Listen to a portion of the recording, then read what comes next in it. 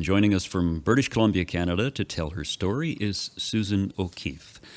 Susan, thanks Hello. very much for joining us. Thank you for having me. I appreciate the opportunity. Susan, when you were diagnosed this past spring, did you ever in your wildest dreams think that you'd be cancer-free this soon? No, Tell me but I had a belief. I did have a belief. that you were going to get better. That's right.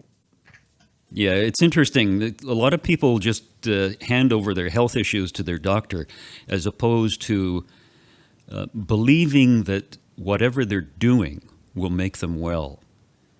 And you are really a testament to the power of the mind over matter. And I think that's absolutely fantastic. Tell me, how were you feeling before you got the diagnosis from the doctor? Well, it was very interesting because I felt nothing. I felt perfectly healthy. I'm a very healthy human being for the most part. And I just felt my family has a lot of cancer, and I've caregiven a lot through all of it. And I just felt I was over 50. I'm 56 now, and I'm due for a colonoscopy. Mm-hmm. So I asked for that, and doctors wouldn't give it to me because I had no symptoms, or they just don't do that anymore. And I had heard, I went into an office and said, I'm over 50. You know, I have a big family history of cancer. I'd like a colonoscopy. So I wasn't given one. And then a couple years later, I got a new doctor. I wasn't impressed with that one. Went with a new doctor, and we lied. And we said that I found blood in my stool because otherwise I couldn't get it with the system. Mm.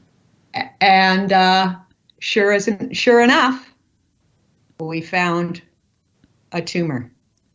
And Did so you did you have any kind of inkling that it might come back positive, or were you just kind of ticking all the boxes? No, I'm just really proactive with my health care. And I go ahead and like my mother had breast cancer, so I've been since 39 getting mammograms. So I'm just really proactive because of my sister passed in 2020 of cancer. So I'm very on top of myself as far as checking. There's an awareness. That's right. Tell me So about, what go ahead. goes through your mind when they say stage 3 colon cancer? It was really, going in with no symptoms and then receiving that. So that was April 15th. I had my colonoscopy, and by April 16th, and this was at 4 o'clock at night, by 9 a.m., I had been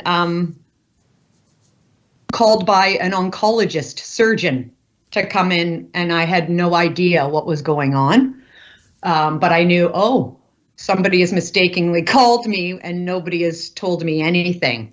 So I guess they had found a tumor during the colonoscopy. It had been tattooed.